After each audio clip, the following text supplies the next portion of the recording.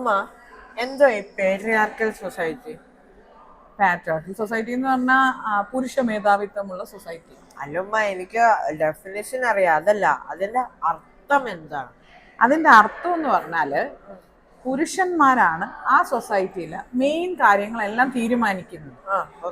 അതായത് gender equality, ലിംഗസമത്വം എന്നുള്ളതില്ല. സ്ത്രീകൾക്ക് voice ഇല്ല. എപ്പോഴും പുരുഷനായിരിക്കും മെയിൻ ആള്, മെയിൻ പോർട്രേറ്റ്. അയാളായിരിക്കും തീരുമാനിക്കുന്ന സ്ത്രീകൾ എന്ത് ചെയ്യണം, കുട്ടികളെ എങ്ങനെ വളർത്തണം, വീട്ടിലെ കാര്യങ്ങൾ എങ്ങനെ നടത്തണം, എങ്ങനെ ഓരോ കാര്യങ്ങളിലും പെണ്ണുങ്ങൾക്ക് അല്ലെങ്കിൽ സ്ത്രീകൾക്ക് യാതൊരുവിധ വോയിസും ഉണ്ടാവില്ല. പേട്രിയാർക്കിയൽ സൊസൈറ്റി ആണ് നമ്മുടെ സൊസൈറ്റി.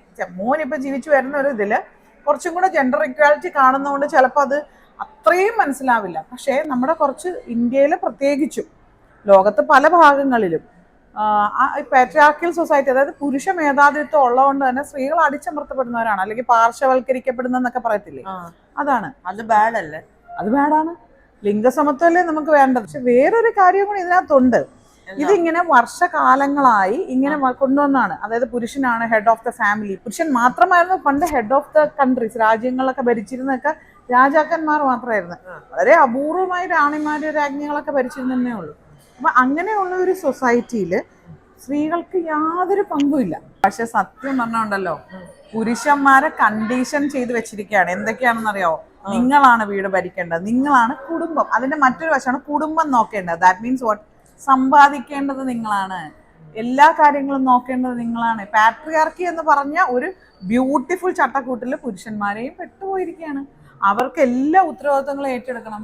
വീട് വെക്കണം, വീട്ടാരം നോക്കണം, ഭാര്യയും മക്കളെയും നോക്കണം, അങ്ങനെ അങ്ങനെ അങ്ങനെ എല്ലാം പുരുഷന്റെ തലയിലായത് ഈ പാട്രിയാർക്കൽ സൊസൈറ്റി. അതിന്റെ കുറച്ചൊക്കെ എൻജോയ് ചെയ്യുന്നുണ്ട് പുരുഷന്മാരെങ്കിലും ദേ ആർ ഓൾസോ ട്രാപ്ഡ്.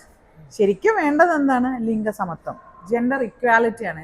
രണ്ടുപേരും ഒരേപോലെ. അപ്പൊ കുറെ പേര് ചോദിക്കുന്നതാണ്, അതെങ്ങനെ ആണും പെണ്ണും ഒരുപോലെ ആവുന്നു? യെസ്, ഫിസിക്കലി രണ്ടുപേരും രണ്ടാണ്, അത് ഉറപ്പാണ്. പക്ഷേ അധ്വാനിക്കാൻ, പണം സമ്പാദിക്കാൻ, കാര്യങ്ങൾ ഒരുപോലെ ചെയ്യാനൊക്കെ ഒരുമിച്ച് വരിക, ഒരേപോലെ ആകുക, ഒരേ തട്ടിലാകുന്നതിനെയാണ് നമ്മൾ ജെൻഡർ ഇക്വാലിറ്റി എന്ന് പറയുന്നത്.